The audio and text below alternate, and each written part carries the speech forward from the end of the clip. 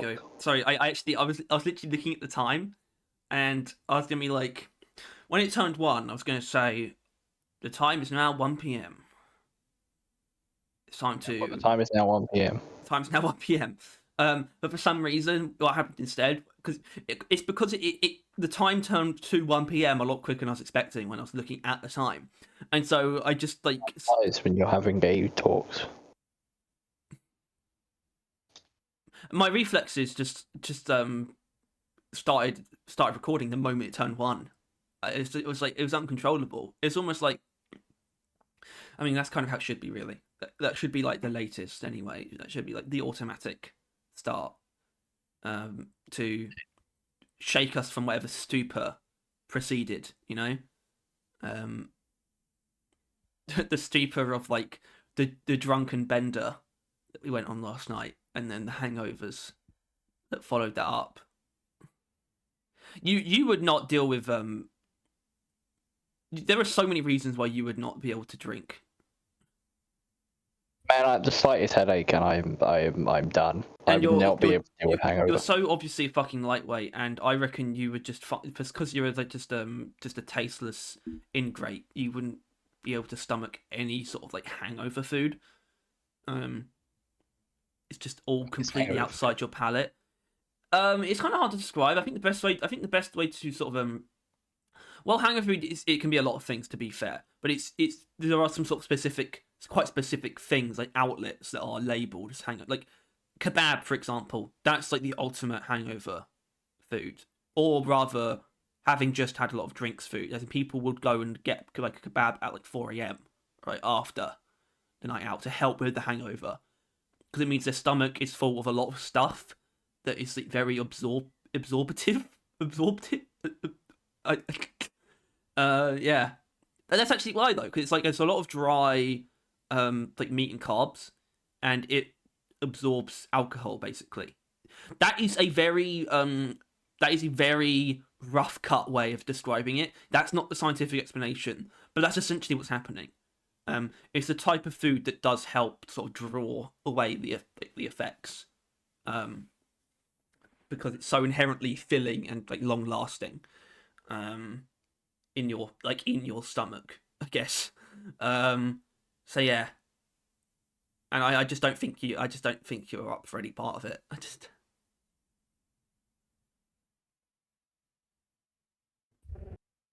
Yeah. Thanks for that lightning quick response. See, that's the kind of quick back and forth you can look forward to on this episode of the. I almost defaulted to saying. I couldn't give less of a shit about hangover food, but I've never even been hung. Never even had food. Yeah. This is episode 99, the Barrel Vision podcast. No fucking way. Is it actually? Yeah. Oh shit! I didn't really think about that until special next episode. Well, what would you even do? Like, jerk it. Oh my god! I guess we could have someone on. No. Could have. No. What? No. So quick to shut out any sort of excitement or potential. Yeah, it's my main source of pleasure. I love that. That is such a that is literally like a comic book villain. You know, like a D tier comic book villain. Yeah, it's like it's so. That's his name as well. Yeah. This is so good, like right after this discussion about hangovers as well. So if you were like a comic book villain, you would be called Buzzkill. And I would just like enter places and completely kill the vibe. And and then leave. It's not really hypothetical though, is it? It's a superpower. I'm definitely not just a dick.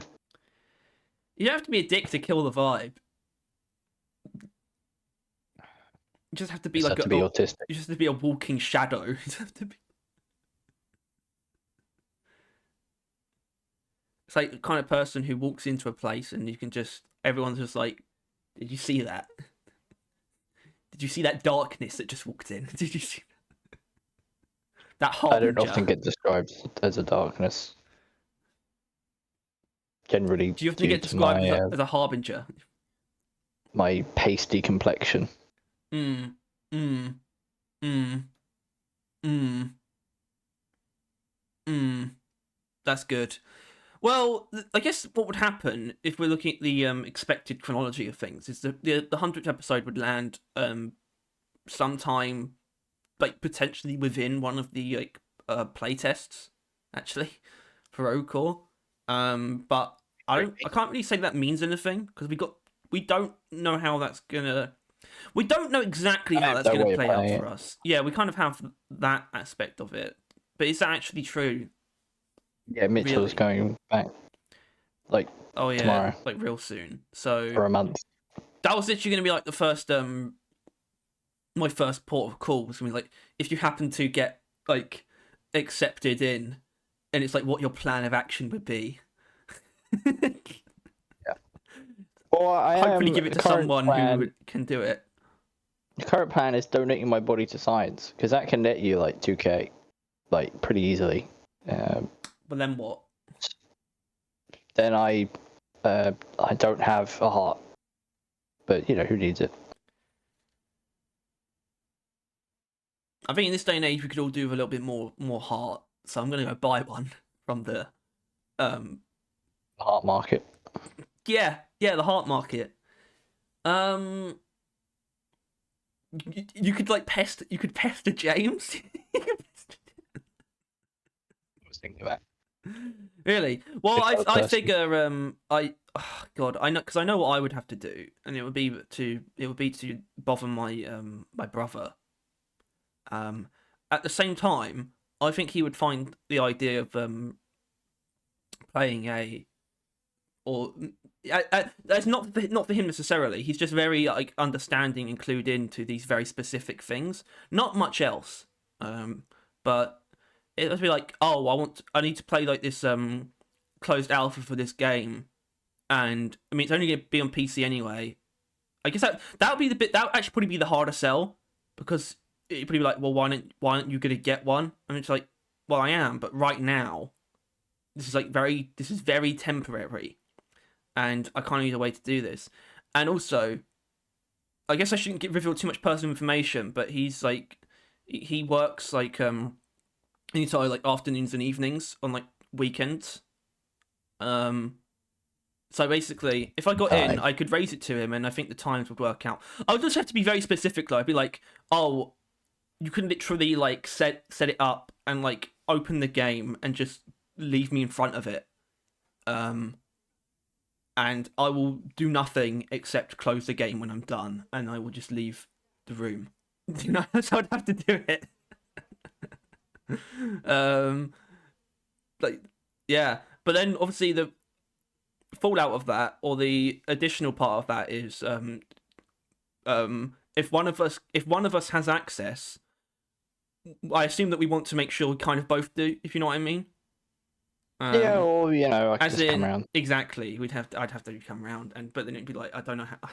It's such a weird. It would be such a weird conundrum. Obviously, we do have multiple goes at this, as well. That's something to keep in mind. I don't know how many it's going to be, but I think it's somewhere in the realm of at least 3. Thankfully, a lot of this episode is going to be guided by the sort of like the FAQs that they've got for this kind of thing. One of them obviously being the best one for the job, which is literally the closed alpha FAQ, because well, we're right on the cusp of this, and I think I want to find a question that really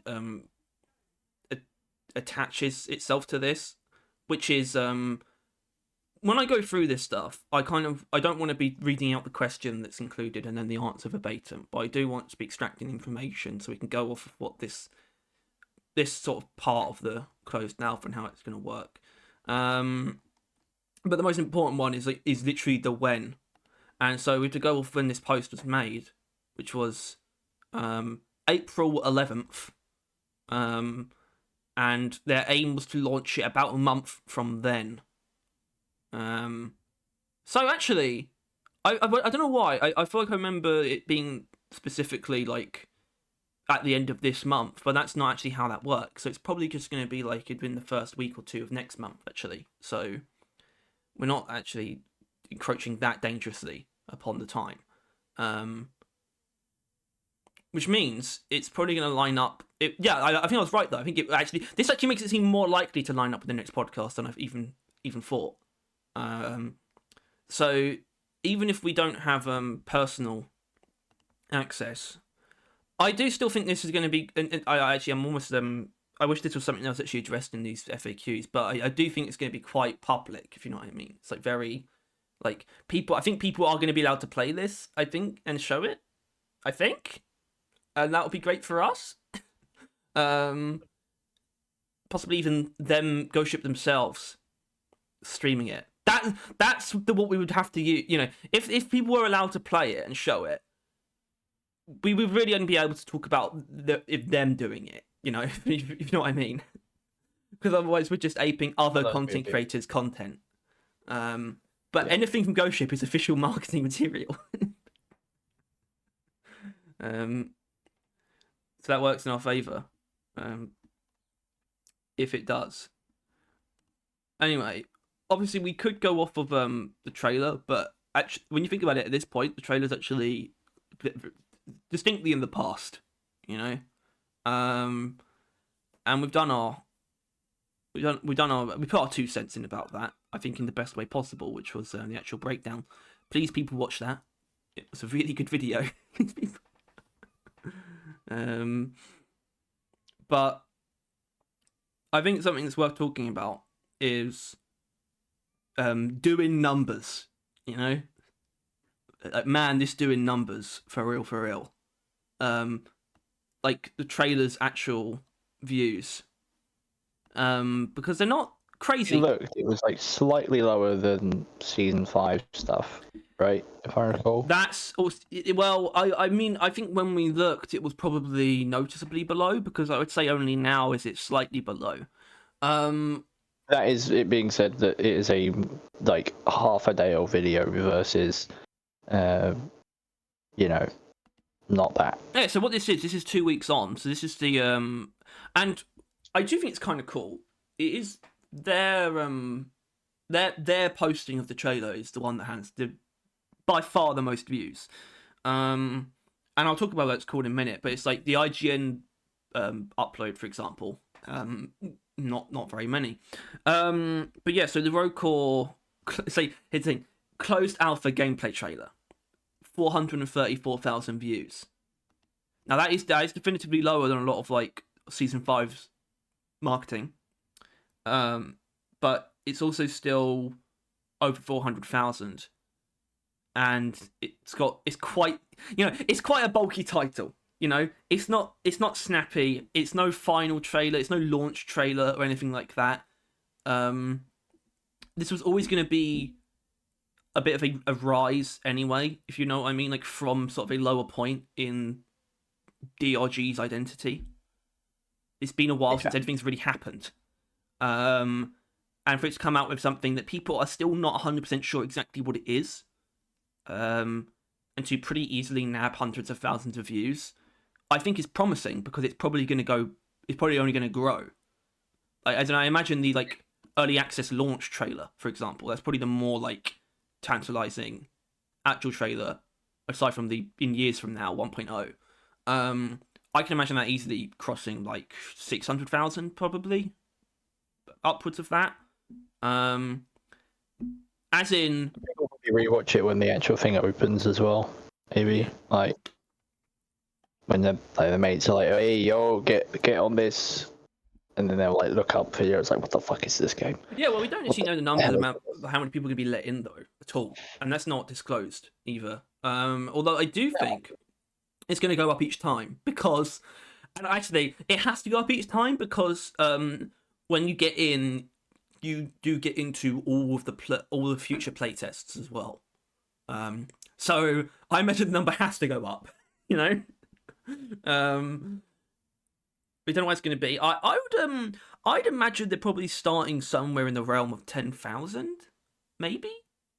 Yeah, I think they were like when they did the video, there were like rough numbers that they said were probably too little or too many, and like I think they draw the line at like 100,000. Like they know they're not gonna let in that many. Yeah, and that would probably, even if they did, that would be like the final one anyway. They're probably looking at like 5 to 10,000, and they'll be like they might even like switch to the higher number if it's appropriate or something, because it's obviously that's the difference. Like we talked about it having a lot of weight on it, the trailer, and obviously things I've been saying just now maybe make it sound like it doesn't as much in comparison to the next trailer. Once the game is really actually about to come out, but there is an obvious difference in weight when you look at the fact that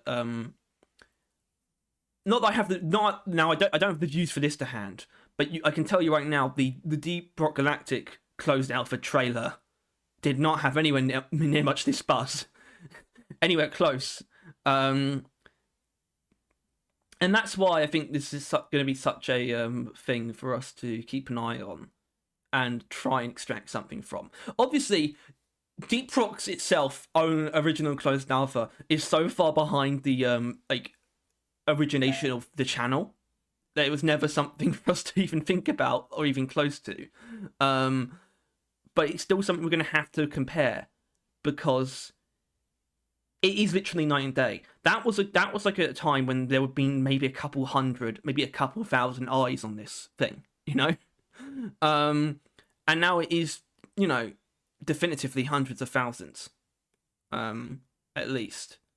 If not a lot more when the time really comes, because as an IP at this point, DRG is known to, like, millions of people, technically speaking. So, and this is definitely water that we've tread before, but it's like the idea of now they're doing what they did with Deep Rock again by making a new game, except everything surrounding it is completely different. In terms of the number of people like just watching it, hawk-eyed. As in there was no expectation beforehand, you know? Like with Deep Rock, it's like, what is this? It almost has the excuse to kind of look like shit, and not be a fully fleshed out product. But everything with Roadcore indicates like a much higher bar of quality for even just the starting point. I think. I mean, that comes from both what they've said and what we've seen as well. Which is why it still matters that the trailer gets lots of views, because I don't think there's anything in there. I think the previous trailer is a bit more like damaging, if you know what I mean. I don't even remember the pre-alpha trailer. That's almost the kind of thing you don't want to have hundreds of thousands of views, if you know what I mean, because it's not the best representative. I think the complete absence of enemies in that trailer was always really like striking, and like this doesn't look like a game. This is for people like you and me. You know, this older trailer. Only we are going to be able to appreciate that this isn't them trying to sell us something. This is just of the game they're trying to make. This is just them updating us basically on progress. Yeah. This is not them trying to sell us something. Unlike this one, which definitely is. This is getting the general public excited for this new game. Yeah, and I think. I mean, that's why if I want to talk about the actual content of the trailers at all, I think it is fair to say they are extremely similar, with the main difference, not that it's the only difference, the main difference though being the fact that there was actually any fighting going on in the new trailer, which that's the thing, and I'm sure you can still find these comments, right, about people being a little bit uncertain. It's like what this actually is, whether it's like a DLC or something like that. But in the previous trailer, where there's kind of no indication really of that kind of thing, where it's like if you leave out all the enemies and the dwarves all look very familiar and there aren't really any new weapons, it's really hard to gauge what's different. But when you look at this newer trailer, which has quite a fair few enemies in it, and 100% of them are completely brand new. I guess except from the core spawn crawler. When you think about it, sometimes I forget that he's in Deep Rock. But when you look at that, it's like it's literally it's literally a new wave, I guess, of stuff, and it's like I mean. But that's I think that's an interesting question before I really dive into the FAQ stuff, is whether it, because I think it can still look, by the way, I want to preface this, it can still look like one without it being a bad thing. And I think I'm about going to have to accept a package. So I'm going to put you on the spot in a moment, I think. Actually, no, I'm not. I'm going to get the door. So the $1 million question is, could people still mistake this for a DLC, basically, from that trailer? Yeah, I bet so. And is that fair, it still looks very, very similar to Deep Rock. Same exact art style kind of thing. I wouldn't say it's fair, because it never says DLC or anything. It's always an assumption, but I think there's almost a benefit to the mistaken identity, because people are like, "Oh, it's a DLC," and then people are like, "No, it's a full game," and then they get excited. It definitely generates. It definitely generates interaction. They're like, "Oh, this looks like a pretty cool DLC," and then boom. Which, that is literally how it was made, so it's not an untrue assumption. No, it's always something to keep in mind. It's just like, if you feel that way, just remember how it started. At the same time, it's also, I think it's gone through like basically complete 100% retooling though, as far as what's utilized in it. I actually, I don't know why I'm saying that. We kind of know that's not true, because the Reclaimer drop pod was made during that phase, wasn't it? That's actually something that we know that I always forget about. So which is kind of cool. I don't want there to be like zero remnants of its like original conception, but it's an obvious conundrum, isn't it? It's like, it shouldn't look too little like Deep Rock, otherwise it's not a Deep Rock game.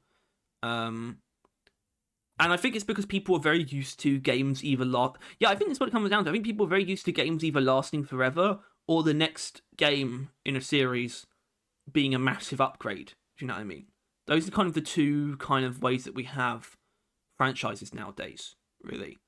The thing either lasts forever, or the sequel got announced like 10 years ago, so it's going to look like an upgrade. Yeah. Unlike older games, you go between. IPs are either endless or dead. Yeah, I mean, you look at something like, this is just because it's on my mind, but like Mass Effect 2 and 3 like look exactly the same, pretty much. For example, I shouldn't bring up Halo, because the only example in Halo is Halo 3 and Halo 3 ADST. One of them is a glorified DLC, and that's why it looks exactly the same as the other one. But yeah, it is that exact kind of thing where there was never going to be a massive graphical upgrade, so it's always going to look similar. But that doesn't mean like it is. It is weird, because it's still so recognizably Deep Rock, and that tells you how much heavy lifting those fucking like the carried over biomes do in that feeling, and how they might be a little bit too strong, if you know what I mean.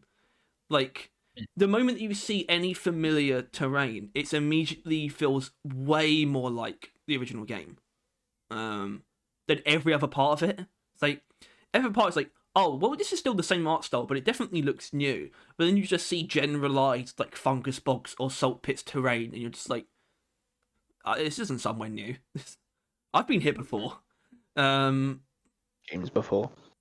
Yeah, and I think it's I think there are definitely elements of like the stuff that they're doing, like with the procedural structures, that are going to help with that. But even then, like that moment where like they're like running across like a bridge, but it's in the Azure world, and it's like, I can tell there's different stuff going on here, but it's also definitively Deep Rock. And I think that's gonna. But then obviously we observed some other stuff, like seemingly by the third stage, you're kind of like in the core biome already, things like that. So the game itself making those drastic changes to the environment quite quickly. It's like it's almost whisking you away from the familiarity of Deep Rock in the run itself, which could be basically. I do think so much of this is going to come down to like when you load up the game, you're stepping into a completely new hub. The way that you select what you're going to do is completely different.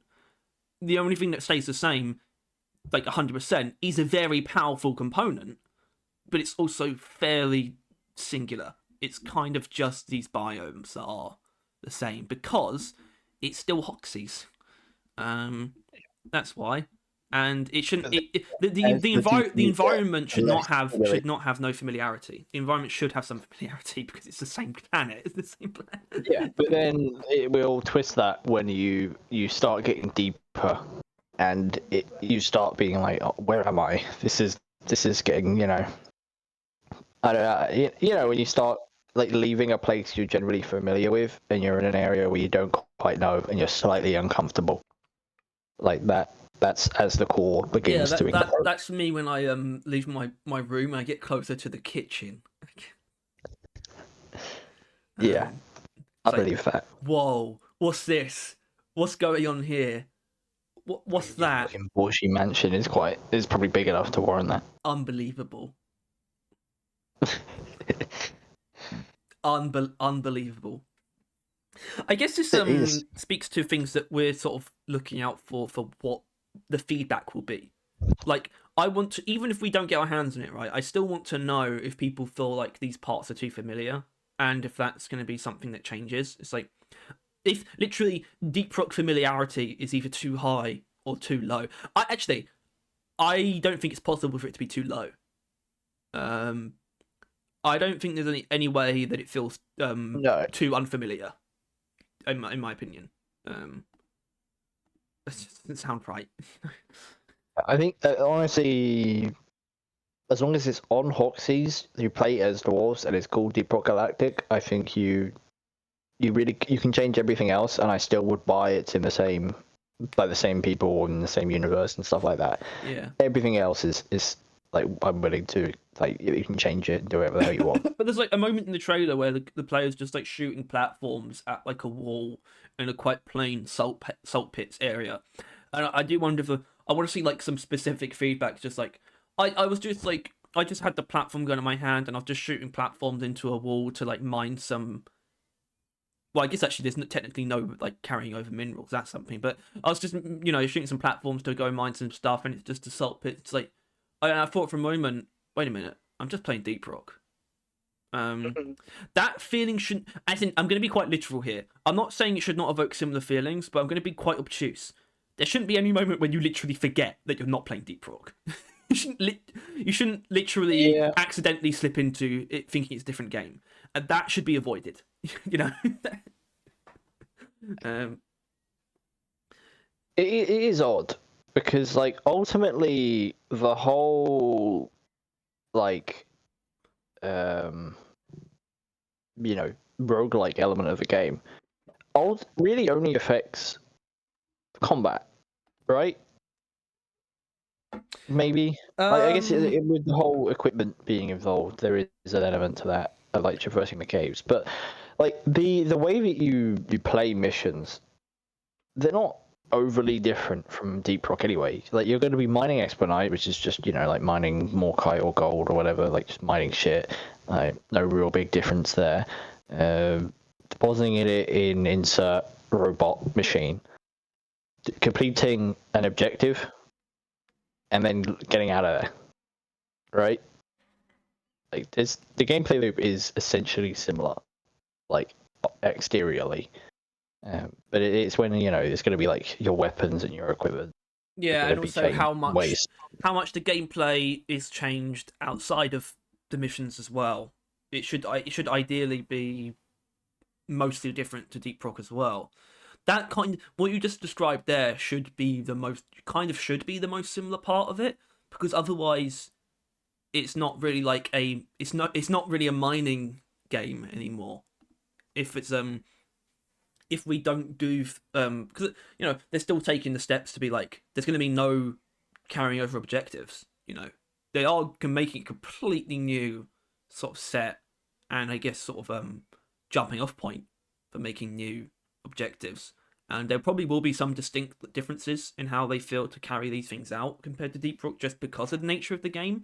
At the same time, we should still be doing mining operation activities, because otherwise it's not Deep Rock Galactic in like quite a literal sense. Apart from that, the entire gameplay loop of combat is completely changed, especially also in terms of what we're going up against, and then the gameplay loop of progression will be pretty much entirely changed as well when it comes to what you do outside of missions. I guess it comes down to like with Deep Rock, all your strength comes from outside the caves, right? You're as strong going into it as you are coming out of it. Other than jetty boots, which was like the most recent kind of thing, which might be an inclination towards the directions they were thinking of.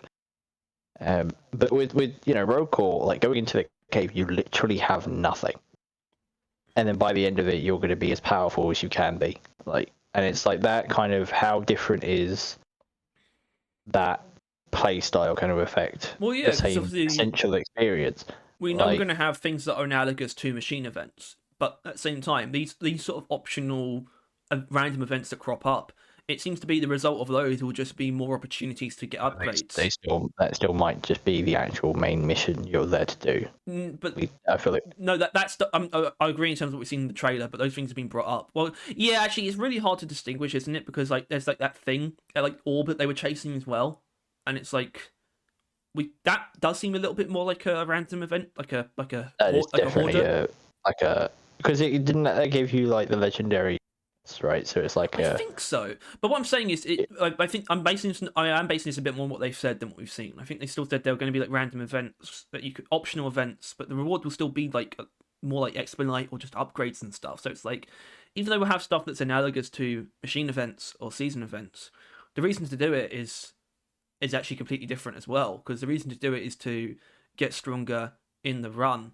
Because that's where the main power creep exists, is from the start to the end of the mission, rather than the start to end of your career, Yeah, it's interesting how it sounds like, these optional events are going to be boosting your strength inside the cave, which obviously, I think, in reference to original Deep Rock, we consider that to be kind of shitty, Betsy, for example. Boosting your strength inside the cave is a less valuable thing than getting more XP or points or overclocks to boost your overall strength throughout.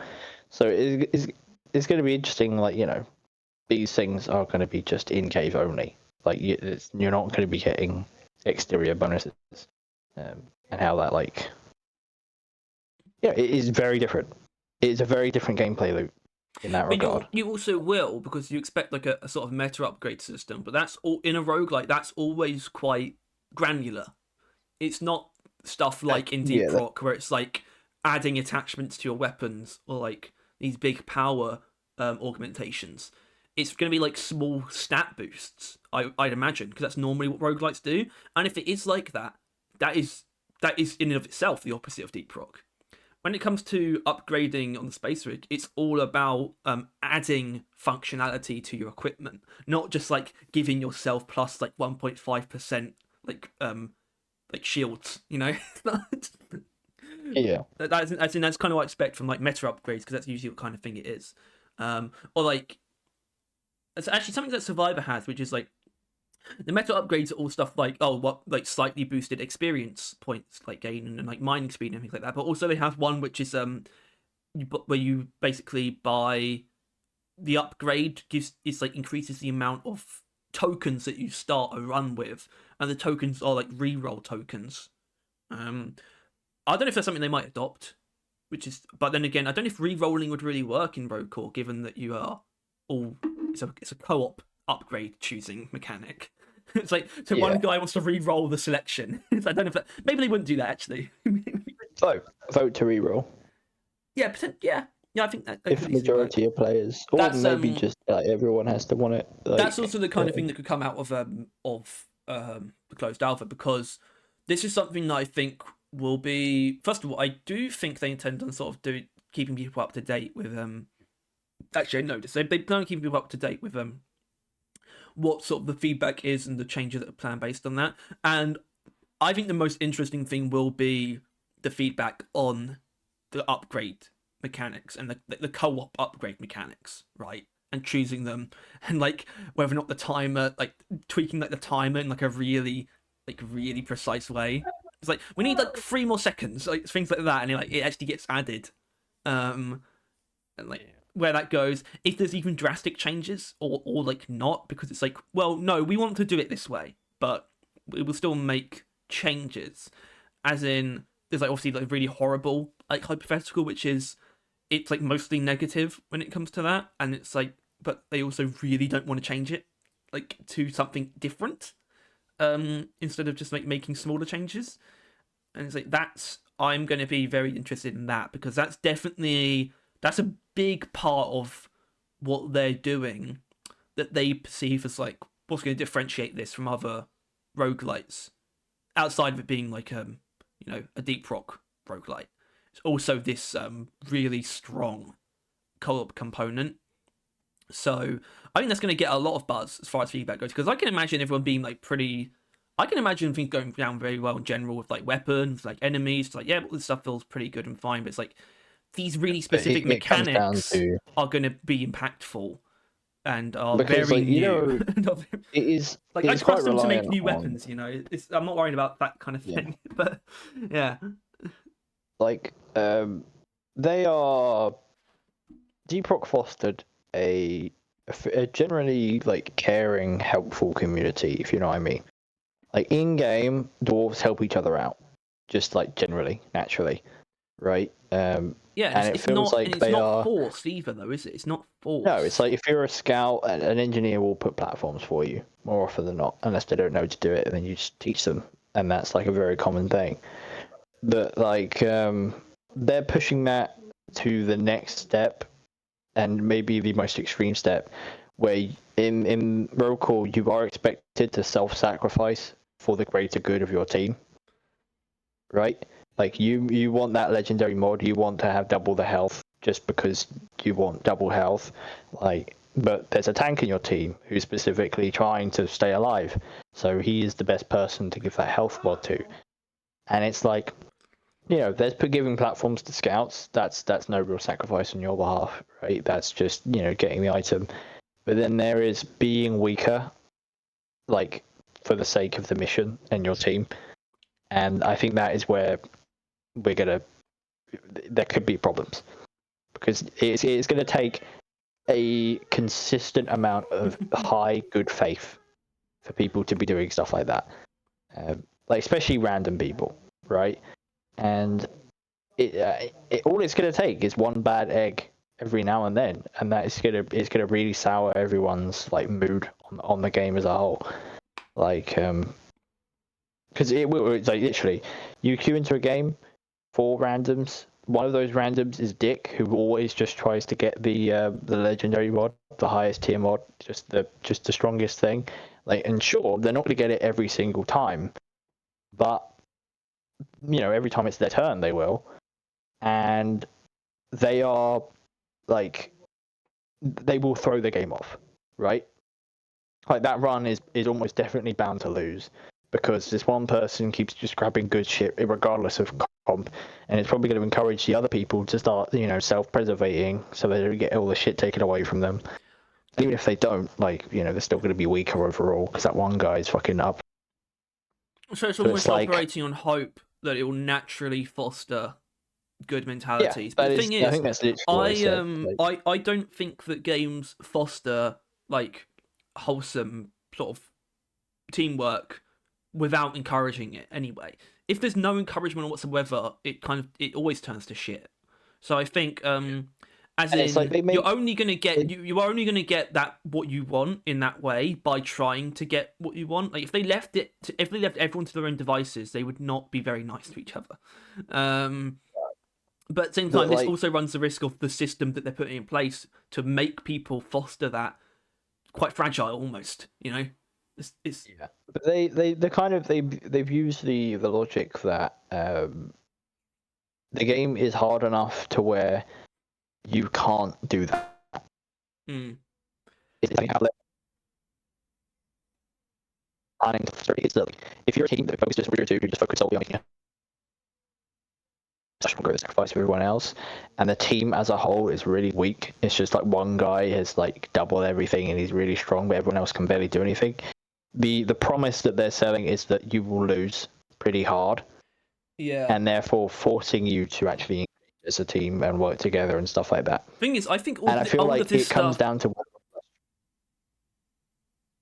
like if it is actually, because if ultimately a selfish person focuses solely on their strength, if they can then just carry a team all the way to victory, that system has failed.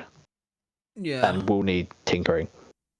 I think all this stuff works in like the sense of Deep Rock's like established player base, and probably the player base of roguelike players. As in, they're taking a lot of strides that indicate confidence that people are going to sort of assimilate to sort of their own like attitude.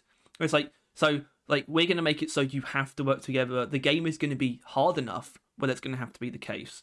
Basically, what that sounds like to me is that they're pretty confident that griefers and people who are sort of petty just won't have fun, so they won't be drawn to it, if you know what I mean.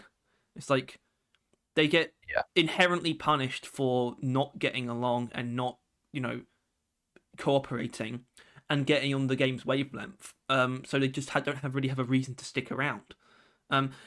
Obviously, all this stuff is going to be, in my opinion, is unlikely that they're going to get the most accurate read of this from the closed alpha, especially the first wave, because this is people who really want to really want to get their hands on it.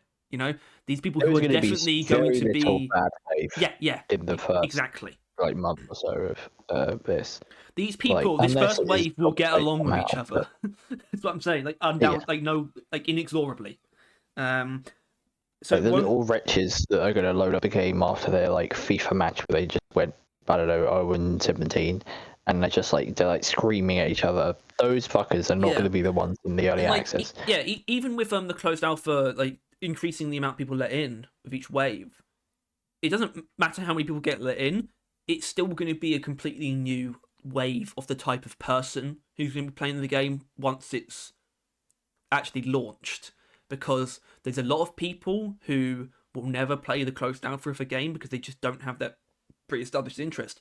A lot of people who their interest in the game is only going to be generated once it's out, and those are the people who are not going to inherently be on its wavelength because they're jumping on board from having only just heard of it now that it's out. They've got no connection to Deep Rock and the attitudes associated with it. They haven't been involved in the closed alpha. There will be a new wave of untested people once it comes out, and that's kind of scary. It's kind of scary. These people who they would not have been able to have gauged before the early access launch, and I'm scared of those people. To be honest, might ruin everything. I don't know, if situation works out really well, I do want to actually try being scum. I do want to see if you can just hog it all when it works. Yes. Or it doesn't. Because ultimately that's what you're there to do, right? You're not actually there to play the game. You're there to test the game. Yeah. So provoke the systems to see what happens. It's stress testing. It's literally like me. Also, I'm going to have to go in a second to get some shopping in, but I think I can make this point quickly. It's stress testing. It's literally like me working on my This is such delusions of grandeur, but it's like me working on my my university project, and when I play it literally just to make sure it's working. I don't, I know exactly what's going to happen as well, and that's kind of going to be what it's like to play the closed alpha, because it's going to be exposed enough where it's not really going to be about the surprises of the game as much. It's more so just going to be about making sure that stuff works. And you definitely are a guinea pig, and it's why, by the way, it's not essential to my continued existence to play this thing before it comes out, because I don't want all the surprises taken away, or to see it stripped bare. like a skeleton. Anyway,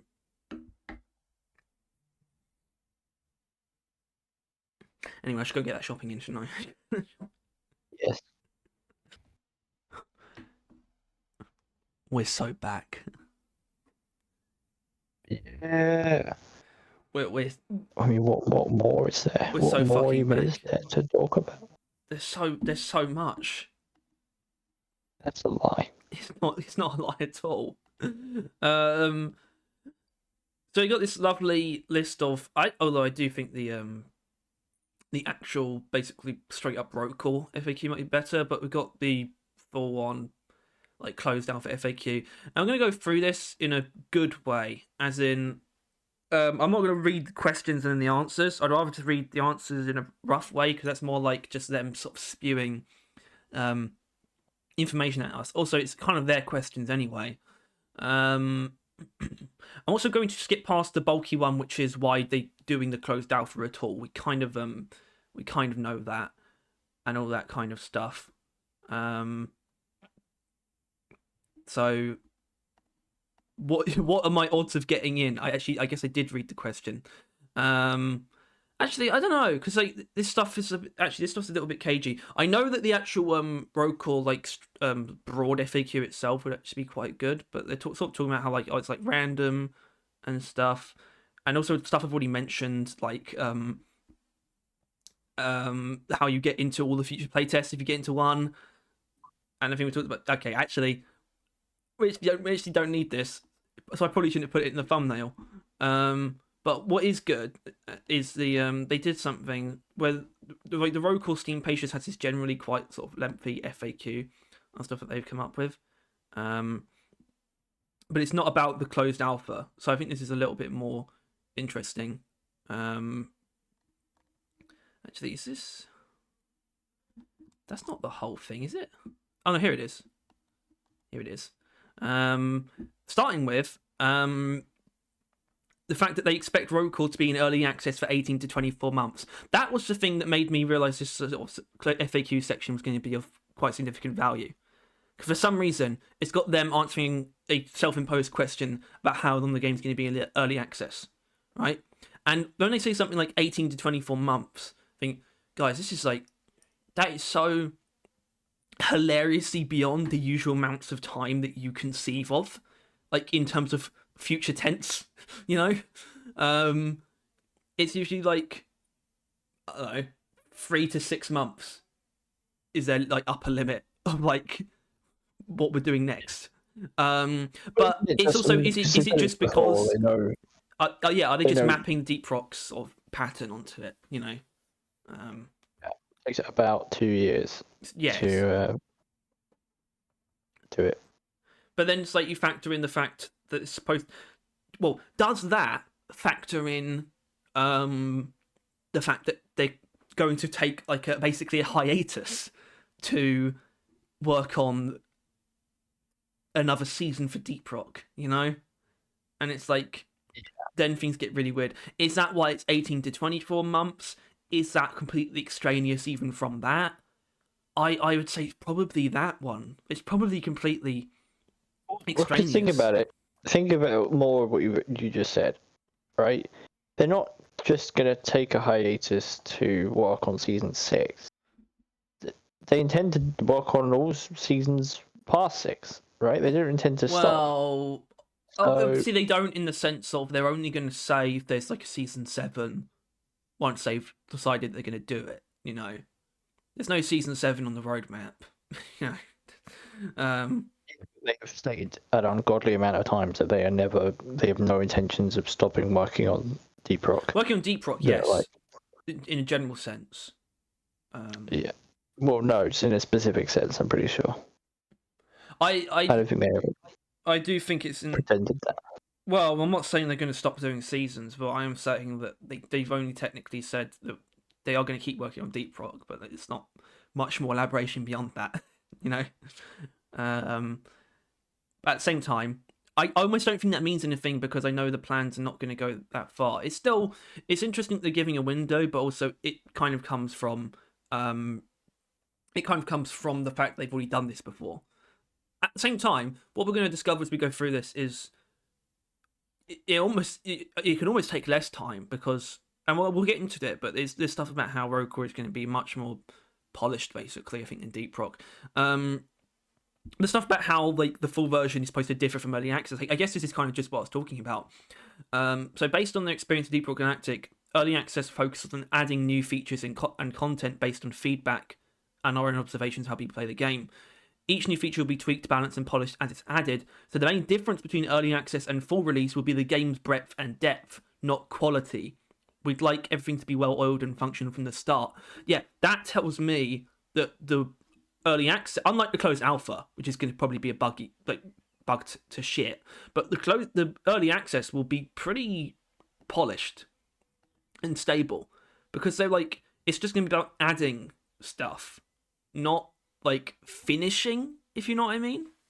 Not exactly. I mean, people probably stopped crashing regularly in like a couple episodes after 1.0, I think, really, right? I mean, yeah, and I think not, and I'm not saying that Rogue Core won't be able to have like new like core systems added, but I think they're going to have a much more stable and more future-proofed foundation on launch. And I think that does come from the fact, I think, that roguelikes necessitate a lot more like in-depth systems for them to function in their genre at all. Whereas Deep Rock was such a like sort of a almost sandbox horde shooter where the gameplay worked with so little attached to it, if you know what I mean. But like a roguelike, it's so inherently like, it's not going to be a roguelike if you don't have these sort of random sort of branching upgrade systems and trees and like sort of meta upgrades outside of like the levels themselves and all this stuff that has to be in place before you start.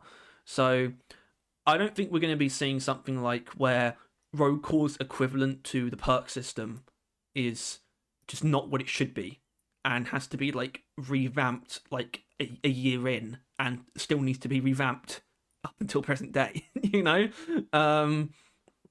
I don't think we have that. I think it really does sound like it's Rogue Core's early access is going to be more similar to actually Deep Rock between 1.0 and starting seasons, if you know what I mean. Where it's like, this game is finished, but it's still before they really started the season aspect, so it's really just these kind of big updates that add to the parts of the game that people think need more things in them. It's like, well, we need more biomes or missions, or maybe in Rogue Core's case, we need more classes and stuff like that. Rather than like rather than like where's like the progression system, you know? Or like where's the customization system? Not that tweaks won't happen, but those things will be, I think, will be more set by Ghost Ship themselves, and it will more to be like about what do you want more of, rather than what is this missing entirely, if you know what I mean. That's kind of exciting, I think. Then again, there's also literally them tackling the current state of the early access version. A fairly expected introduction to this topic is we don't have an early access build ready yet or a release date announced. But when that time comes, you can expect a fully playable, polished game. This is really the mission statement that what I just said kind of guessed based on the previous question. When that time comes, you can expect a fully playable, polished game. It will just get bigger and better from there. Which, unlike Deep Rock, which I think was definitely not polished on early access launch, so the version that we were playing before 1.0, that's not a polished game. It really wasn't. And it got bigger, but it still wasn't really 100% polished even towards the end. And all that just tells me that they are hopefully going for something where everything that's in the game on launch has a fair bit more intention behind it. Like, there's going to be no like blocked off doorway that says shooting range, work in progress, you know. No shit like that. And obviously a big part of that is like, obviously they're making the ramrod like a fully fully explorable, if you know what I mean, where it's like, so there shouldn't really be any part of this that's kind of left untapped anyway. It's kind of all 100% of the space is going to be utilized from the start, potentially, unless they do leave something out deliberately, which is for later, which they could, but it'd be like, guys, you did something like this before and you never added it, so I don't know. But they did get things in, like the med bay, I think was one of those. But also, the med bay is weird because it's purely just set dressing. Just kind of weird. I always forget about that. Yeah. I do remember the med bay being like a big part of an update, which is like, well, hold on, this doesn't actually serve a purpose, isn't it? Actually, it's just part of the set. You spawn there. It does mean you spawn there. Oh yeah, here's one about the game being whether it's going to be priced differently during and after early access. Compared to an eventual 1.0 release, the game's price in early access will be reduced. So as in it will go up after 1.0. Because it's still not the final product. Whenever we get to a 1.0 release, we'll raise the price a bit to reflect the content and features that have been added since early access. Very simple answer, but true. But I don't know. My brain clearly doesn't work because I feel like I don't remember Deep Rock's price going up, but we wouldn't exactly know to its price. Yeah, we bought it on sale anyway the first time. Yeah, but I remember it being observing like the full price as 25 quid. I don't know if that rings true, but it is 25 quid right now. That's what I remember it being 20? The entire time. Actually, and we got it on like 12. Yeah, I know we got it for like 12. It might have been like 20, like 99 or something like that. Like a weird price actually, like the original full price. I don't know, but it's a reasonable thing to state. It's kind of weird because it's sort of I think some people get confused by. I think there are some people who get confused by early access costing anything in a way. At the same time, I wouldn't be able to entertain that notion because you're basically getting it on sale because it's not done yet. And I know that sounds weird, but I find that to be I think that's a very good deal. You know, it's like them telling you this is a very early version of the game. So it will get more expensive at some point, but you can buy it now and be on board with us from the start. And it's almost your reward. But I get rewarded enough, by the way, just from seeing it grow. That sounds weird. But I'll be happy to just be there from the start. Listen, I don't need a price change. I would be fine with it being like Deep Rock's current price on launch, personally. Especially from the sounds of things. It might justify its price a bit more. So go for it. What's the upper ceiling? What's the maximum price? 35. 35 quid. 35. Yeah. Obviously, I think that a lot of people will be like, you know, if it isn't actually more than Deep Rock, which it can't really ever be, because Deep Rock will always be. If Deep Rock always gets updated, there will always be more. But it's like, I don't know, modern money higher kind of mentality. Modern. Everything costs more now, so. Yeah. But I think that's, you know, worst case. I think it being identically priced is very likely, because I don't think they're short on cash with how little Deep Rock cost ultimately. So I think they'll be alright. I don't think they're short on cash with the way that they'd be dropping DLCs.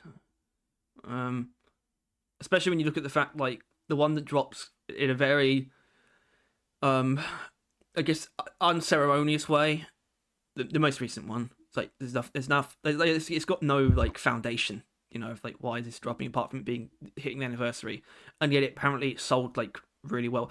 Or that may have been Order of the Deep, actually, but it was still, like, surprising, because it's one of the stats, as in the last stats of the year. A couple of things were down from the previous one, except like the Order of the Deep DLC was like the best selling or something. So I think they're doing okay monetarily speaking. In fact, I think they can just give it to us for free at this point. Yeah, I think that'd be fair. I think we've earned it. Yeah, all our hard effort, work, and time. Anyway, let's talk about the roadmap. I would best to say Rogue Core's internal roadmap, to be honest, but it's important. Yeah, absolutely roadmap for sure. But it's kind of cool because it's more so about their approach than about upcoming updates, because it's all pre early access launch anyway.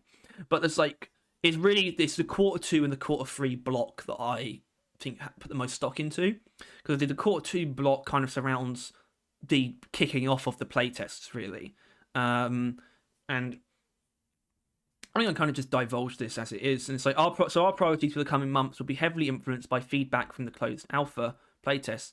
We've listed some goals down below, but the rest will take shape based on what we hear from the community. We plan on posting a monthly recap here on the Road Course Steam blog to give you an idea of what we've been up to and our upcoming goals. And I think that will be after the playtests start, and that's the stuff that we'll be able to keep an eye on and sort of will inform podcasts, regardless of whether or not we're playing Road Course. We're likely or not. But that's going to be them literally keeping us updated on the stuff earlier that I said I would like them to keep us updated on. It's like, what are people talking about? What is their developmental response to that almost? So that's good stuff. But what I think is a bit juicier, which is really what Q3 is about, which is them getting to work on the stuff that specifically has come from feedback, basically, and how that will influence how different it might have been on early access launch if there hadn't been feedback. So yeah, I like this because they separate it into things that they intend to develop according to feedback, and the stuff that they want to kind of do anyway. So the stuff that will be according to feedback will be game balance, that's obvious. Expanded meta progression systems, so they will be there, but they want people to put their 2 cents in before they really go for it. More player upgrades and enhancements, additional events and objectives in the caves, overall game progression system, and more reclaimers. And I don't know about you, but especially things like the actual overall game progression, where they're leaving that up to what people say about it before they make it final, sounds pretty good to me, because Deep Rock's progression was clearly guided by the players, but really slowly, if you know what I mean. That's why it took up to season 5 to get infinite promotions, if you know what I mean. Yeah. So it's get in there early with what people want the overall progression to be, and make sure it's that way from the start. Yeah, that sounds like the right approach. Make sure that they don't need to do a perk rework at any point. It would never happen. I really hope so. Well, yeah, you got stuff like expanded meta progression, so that's out of run, out of mission progression. Like in roguelike. Yeah, which will sort of be analogous, I guess, to perks, because it's kind of the most similar thing. So, or something like that. And it's how we do this will hinge on what people say, and we're not going to jump the gun. This is kind of the implication. And then obviously more reclaimers being in that list I like, because I think that shows the intention to add more, but the sort of I guess almost the flavor, I feel like, is what they want people to sort of guide them towards, what's the missing pieces as far as player roles, I guess. Unfortunately, that can easily lead to a cacophony of people asking for a healer, It can... but at the same time, we don't know that won't be a reasonable desire for Okor, if you know what I mean. That could be far more reasonable than it is compared to Deep Rock. People asking for a healer class for a lot of reasons. First being the fact that they will be adding more classes. That's the biggest one. But then it's might just demand it more. It might. The best way of adding healing would be the new Gauntlet ability, right? They just release a pulse of healing, or you interact with someone with it, or something like that, right? That, and since Deep Rock never had anything like that, it would have, I feel could have been a bit too generous. You know what I mean? Where this is going to be a controlled thing where maybe you can only heal I don't know, 10 minutes, some absurd shit like that. I'd love to keep a cap on it. have you design some gauntlets. I'd love to do that. What? Yeah, I'm looking forward to all of that. So I mean, classes. Yeah, like I know it sounds like weapons crazy because I think when again. we got to the point of even when we did the earliest drawing streams, it was like we kind of know we have a rough idea of what is and isn't fair to like entertain the possibility of. Um, and I think the only time we really encroached on something that didn't make sense was like I guess during when we did like the drillers like tools like cosmetics. That was Yeah. definitely the biggest reach. But even though I really like the ice cream sandwich satchel charge. It's great, I like and the ice cream cone drills. it's not just the idea; it's also your fantastic execution of it. You flatterer. Well, I love the ice cream sandwich satchel charge and the hot rod drills. Yeah. But obviously, it's going to Ultimately, feel. they're right for customization, But but there's they going never to. will get them. Yeah, but there's going to be basically nothing in roll call that's off the table. To sort of drum up especially ideas since about. you know, it seems like there's like going to be like a universal paint job, and if there's not really any real separation between guns and utility tools, they might as well just all have the same paint job, kind of thing. You know what I mean? There shouldn't Like, be. I don't want it to be like Halo Infinite, where there's like no excuse for the fact that you can't customize any of the alien weapons compared to the human ones. The only difference is when like they're essentially the same. Yeah, the only difference is the ones that you start with, but you never start with the rocket launcher, but you can still customize it. But you can't customize like the skewer. You know, it's like what? Yeah. Why? They're the same thing. It's not like I ever start with either of these things. Yeah. So hopefully they can crack that in some way. I mean, I guess we've already. I think that's actually one of the reasons why we felt comfortable doing weapons though when we did as well, because like this is a combination of feeding. Because we did know about it, didn't we? Yes, it was. That was definitely that was absolutely after Roquo's announcement. We did some weapon stuff. And it's going to become even more reasonable because in terms of just general desires that they have, because I like the fact that Reclaimers is specifically under like player feedback, but in general, before early access, they do also want to add more weapons, bosses, and enemies. And that's compared to what there already is. As in, I think there's still a fair amount that we haven't seen, especially obviously in the boss department. But it's like just all of this stuff that it's like, yeah, we're gonna do more of this and that and that. All this stuff that is kind of scarce in Deep, like the only stuff that was like really reliable in Deep Root's case when it comes to the last few years, I guess, was kind of just enemies, to be honest, not even bosses. And it's just turning that around because it's literally starting again. It's not like heel turning with Deep Rock, and now we're suddenly getting new weapons and enemies and bosses in Deep Rock. We're just getting this stuff because it's a new game. It's not because Deep Rock's gone in a completely new direction all of a sudden. It's something Round entirely. 4, any feature could get like multiple times the additions within like a couple of years. Like, it's exciting. I really want them to though. What I would love to see them do is prop up the like the classes that they're prototyping, and have people like vote on their favorite, like which ones they want to be added. Yeah, because I do think a more involved community, that kind of thing, is it's been missed in recent years. Like they with seasons, they really went hush hush approach, and it only went poorly for everyone involved. I'm pretty sure they have no idea what the community wants. The community had no idea what they were doing until they got it, and it was hit and miss. Meanwhile, now they can be like, oh yeah, we were. Which, I mean, they kind of are, right, already? We knew about the Gorgon, and we knew about the fact that we're not getting the Gorgon anymore. Like, there's still more knowledge there than we ever really had during the seasons. Yeah. Yeah. I think it's only going to come out, like, even more, like, what does, like, the class selection screen look like, for example? Are there, like, already definitively, like, empty slots, where it's, like, this is a slot that's going to be filled in the future? Because I do think this is important, and it's another small aspect of the trailer I want to bring up again, which is mainly like sort of the splash screen, or like the kind of the cover art that it kind of ends with. Actually, that wasn't really in the trailer. That was more so just on the Steam page. But it's the idea they are definitely propping up the sort of starting four dwarves, but almost more so in a like almost in a in-universe promotional way, if you know what I mean. Like the end screen of the trailer where it's like join the Reclaimers now. It's almost like here's an example of some Reclaimers rather than these are the four, if you know what I mean.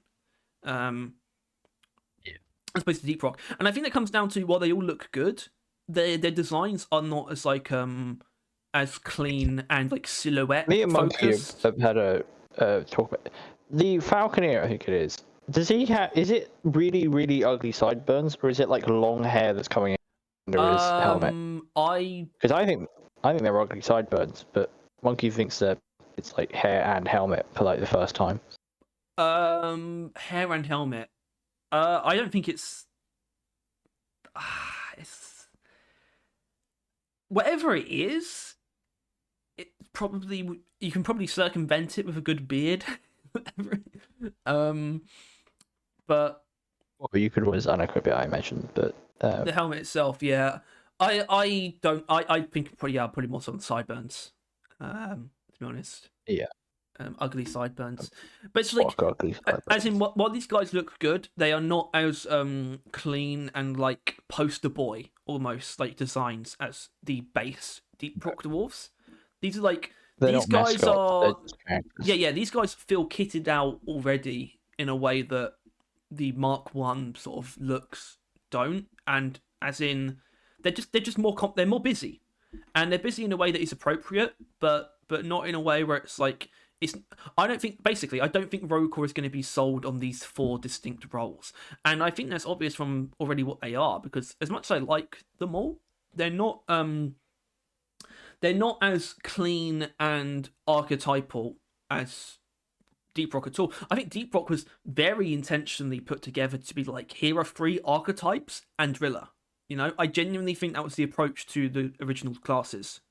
And Roguecore is just like the first four ideas we came up with are finished, and that's why you're seeing them, you know.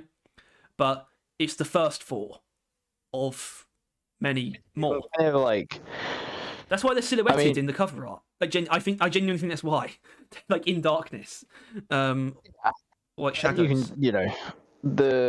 The characters are fairly simple, right? At least the slasher, it's not a slasher, but Slicer. The sword guy, yeah, it's literally just dude with sword. Like, yeah, that ain't the depth and breadth of any of the dwarves in the original game. But for an example of how simple and executable they are moving forward, I think it's good. Just simple dude with sword, and then there could be another guy who's like dude with bird, which obviously the Falconeer. Yeah, I think this dude is with, I don't know, some weird crossbow thing. The spotter is probably my biggest question as far as. Okay, well, this is why we need to talk about the poll that I put out. I think it's fair because it's I mean, I had an idea. It's like because put out a question for the podcast, and it's like I've got a better idea than that. Because what people love to do more than just comment is click a single button, and it's a much better way to get feedback from more people. So I put out a poll. There is a question, and we'll get into some of the responses, I think. But I do want to focus on the poll a bit more, which is literally just out of the four classes shown so far. The question was which one you're most likely to play first or possibly main. So I'm really just gauging like which is the one you're most drawn towards, really, in a general sense. Yeah. And I did put in a brief explanation. So Guardian is like the one with the force fields and like force field / force blasts. Spotter is one with the tracking dart launcher. Slicer, energy sword. Falconeer is one with the flying drone. So have you seen the results, or could you even guess? No. You could give a guess though. Maybe guess who's lowest. Maybe guess. Spotter. Spotter is the lowest at 14%. He's of the votes. most hardest to conceptualize, to be honest. Yeah, and they didn't really show the Spotter or the Falconeer in action really anyway, to be honest. They mainly showed the Guardian and the Slice. Yeah, we see it, and you get the impression of what it does just from what it is, but it's really mainly the Slicer and the Guardian they showed, and they are tied at the top anyway with 32% each as well. It's just the old offense defense debate. Yeah, Like, but they are the clearest in both sort of role, you know. And it's sort of like, I guess the way I delineate almost between the four is like Guardian and Slicer are like offense and defense, and then it's like the other two are like supportive, but in sort of two relatively different ways. Where like I guess Falconeer will be like support fire, and then Spotter will be like support spotting. You know? Well, that's the thing, because it doesn't fit, right? There isn't a,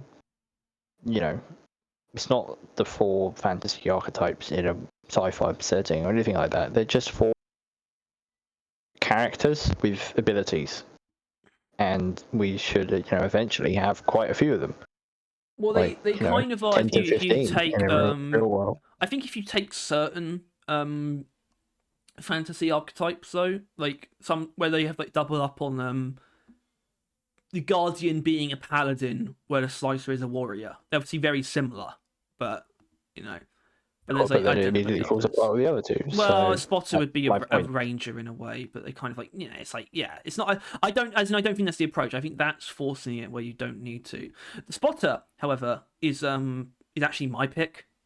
Weirdly enough, as you are one of those people. Well, you're one of those people that's like, oh, nobody else likes this. I want to play this. No, it's not that at all. It's definitely that. I like marking things because they have been very literal. It's like the Spotter is kind of like an escalation of the marked for death effect from the M1000, but it's sort of more like I think the darts are also not explosive, but I think there was something like if you shoot the ground with them, they will send out a pulse instead. I don't know how it's supposed to work, because it sounds weird. It's like if you hit the ground, it will send out a pulse, but if you hit an enemy, that means it only tracks that one enemy. I don't know. I like the sound of it though, because it's one of those things where I feel like I'm going to have an easy time being useful.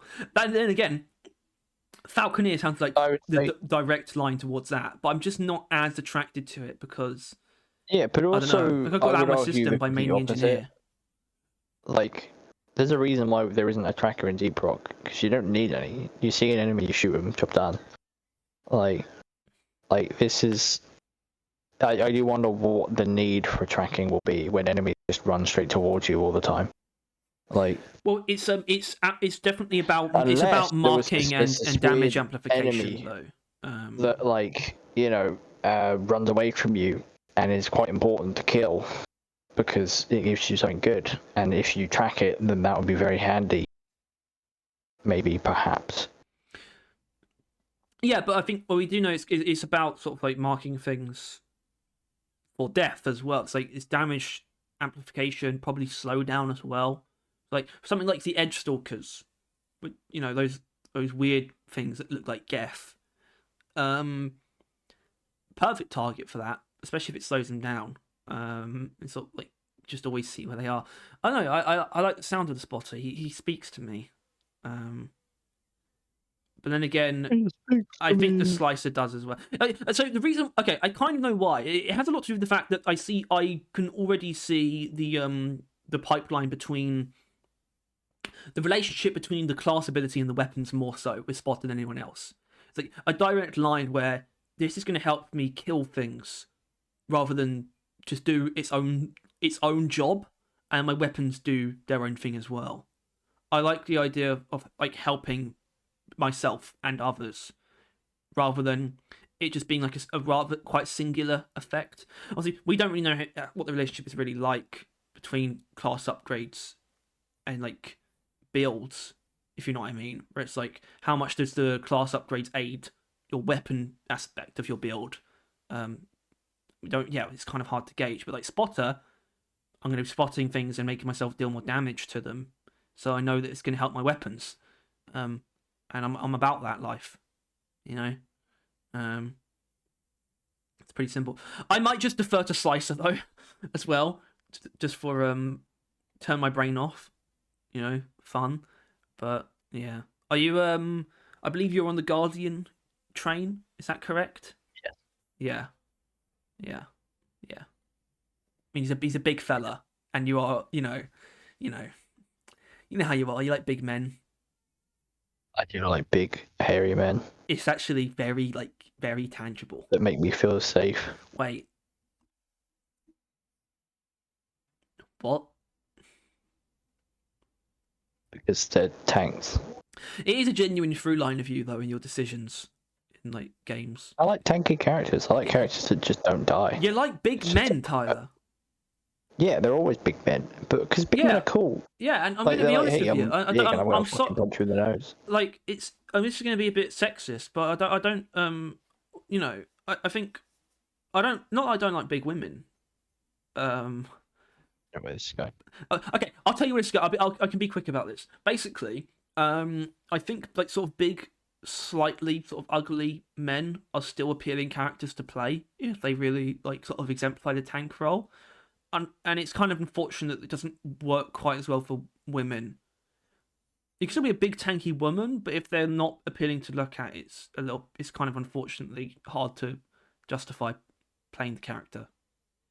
Oh yeah. Like I like big tanky like women in armor and stuff. I think that's really cool.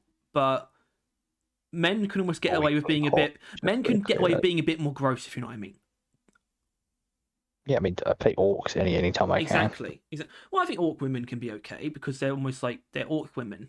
It's can. They're barely unattractive. No devs have ever really had the balls. But General Fan is actually Elder Scrolls. I would give it's them actually credit. very funny when you look at like the Warcraft orcs. Yeah. They are that meme about like the female versions of like other races where it's like it's a male demon and then the female demon is literally just woman in like with red skin. Yeah. Warcraft is kind of like that. I think Elder Scrolls is a bit better than that. I think Deep Rock can be better than that too because the female dwarves should look exactly like the male dwarves. That's not. And also should exist because there's no reason why they shouldn't exist. Unless they lied previously and they don't actually female dwarves. Mm-hmm. Which, what's that all about? Mm-hmm. Mm-hmm. Oh, at least Rogue Core is a game they can add female dwarves whenever. If there aren't already some, there will be at some point. There will be. It's just simple. Just add them. Like, there's no stigma to adding a dwarf anymore. Yeah. Which is nice. Anyway, in terms of bit more straightforward feedback from Deadly Phantom 1160. Well, a Scout being my highest promoted dwarf, I would probably go either the Spotter or Falconeer since they seem the closest to Scout, but all of them seem really fun. I wonder how much of that there will be of people just trying to map it onto their original main. Because I'm not like I can definitely see myself playing the Falconeer, but obviously Falconeer is obviously easiest to map to engineer. But I'm not feeling an inherent pull towards him. Yeah, well, because it's not like it is. It's you're not choosing where you don't actually have to think about how you play him. He's just as brain dead as all the other characters. Yeah, you're not drawn to Guardian because he's like Driller, because he's not. But it's almost similar reasons. Big fella. It's like just like melee tank inclined. Yeah, but it's not because you played. It's not because you were trying to find the one most like Driller. No, it does help. It is actually going to really free up a lot of things that the drills aren't tied to a character. Like I can play any class as long as I've got the drills, because they are the best. So you're going to be having a whale of a time, really, then, aren't you, in Rogue Core? Yeah, as long as they get the drills. I mean, with how Guardian seems to operate, I can imagine you being like a melee weapon character would be very good. Like Slicer, because with Slicer he's got such a strong melee built into him, But like Guardian, you don't really need I've got this radial like force blast. So if I just need to get everything the fuck away from me for a moment, I can do that. But that works well for melee, I think. Yeah, it sounds great. Mr. Cheese says the trailer had everything I was hoping for and even a little more. First of all, I do disagree with that. I think it had a lot of good stuff in it, but it definitely did not have more than I was hoping for. Anyway, oh yeah, I went with Spotter. The Dark Gun sounds cool, and it also the best drip in the trailer. See, the people who are willing to talk know what are intelligent people. Yeah, you would agree with Mr. Cheese. Sellout. But I don't know if he had the best drip. I mean, I understand he's like sort of more of a tactical, sleek character, but he's definitely the least noticeable of the bunch.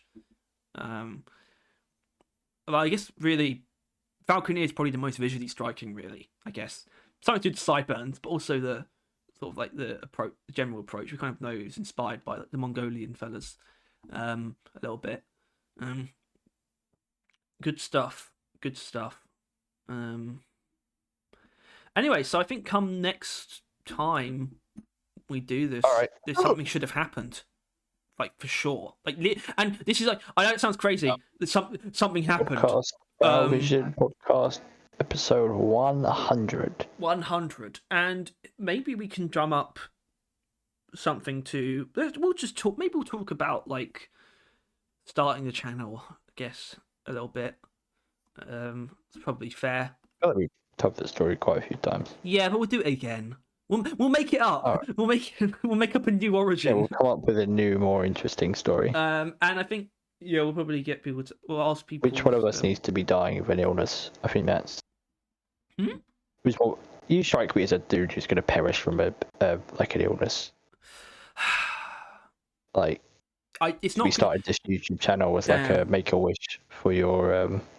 I definitely won't. Syphilis-ridden brain. I'm definitely not going to die from doing something stupid. But I might die from something out of my control. But... but I'm not. Okay. Well, maybe I'm stupid. You're the kind of guy who's just. Okay, like... I'm stupid, but I'm not like mortally reckless. If you know what I mean. You're gonna die. I know. I can picture exactly how you die. It's a cold winter like evening. You're hunched over, like just like typing your book in like a very nice library room. You're like 40-ish, 50 maybe, right? And it's very nice. It's like a fireplace in the office. It's a real fucking nice place. And as you're typing, you just and you like clench your heart like really dramatically. It's like Homer talking to Mr. Burns. Yeah. It is exactly that. And like you clench your heart and you just go and you like swipe your arm across like your desk as you collapse to the floor and like look up at the ceiling as you perish and like your wife and 3 kids discover you. I was like writing a description. I was writing like a description of a character having a heart attack. Yeah. Like the final words you typed were really ominous. The final word is and then all of a sudden. Yeah, something like that. Yeah. Oh, like he laid staring up at the ceiling, and it's like exactly how they found you, and it like really freaks everyone out. I can also picture how you're gonna die. Because you're my butler, and you're gonna find me and then immediately shoot yourself. Long requested love. I waited too long, and I couldn't live with myself. Well, actually, I drink a vial of tonic. That's the word I was looking for. A vial of tonic. A vial of tonic, which I had slipped into your coffee the night of, and it's a whole Romeo and Juliet situation. Wow. But a lot less like underage girl and a lot more 50 to 40 two middle-aged men. Yeah, with very little in the name of romance until that one last bit. I mean, there's nothing more romantic than death. For some reason, that isn't untrue. It's not untrue. I wasn't being silly. Not entirely. Yeah. Even though it's like the end of romance.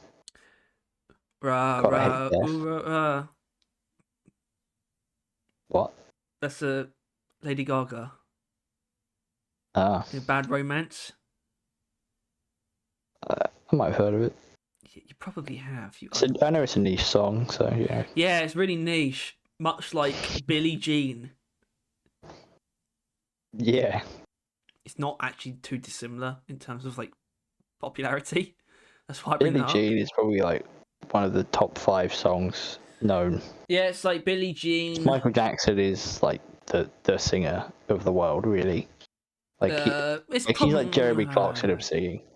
Everyone probably knows him. Freddie Mercury, because he's less tainted by any sort of like concern that he might Completely not. Unjustified accusations. Yeah, but there's still nothing there. Like all Freddie's got is AIDS, but Yeah, he was just a flaming homosexual. never got accused of doing anything like malicious or devious. Like top 5 songs, I guess, in terms of like just like objectively, it's probably like fucking Bohemian Rhapsody, Billie Jean, Happy Birthday. Yeah, that's fair actually. Yeah, happy birthdays up All there. I Want for Christmas Is You. Yeah, maybe yeah. At a certain time of year, that's number 1, but then it falls pretty far down. Well, I Like suppose being the literal. rest. Actually, hold on, because if we're being this literal, pieces of music, it's not going to be that. Happy Birthday will be in there. Then it's the Imperial March from Star Wars. Yeah. And then probably whichever is the most famous classical bit of music. Maybe that's dun dun dun dun dun. What? No, no.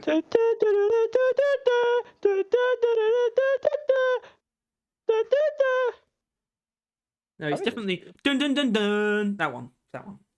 Maybe actually. Anyway, that's it. We got it. Thank you everyone for watching this episode of the Bad Vision Podcast. If you enjoyed, please make sure to like and subscribe. If you want to see more stuff like this, and you want to share to wherever we do Deep Rock and Road Call, then also click the bell. Thank you as always to our member Box Fox Scoot. Next week, I actually think technically we can take next week off, but I don't know. It's probably a Deep Rock tier list that we need to get around to. But we'll see you soon. Anyway. Bye-bye.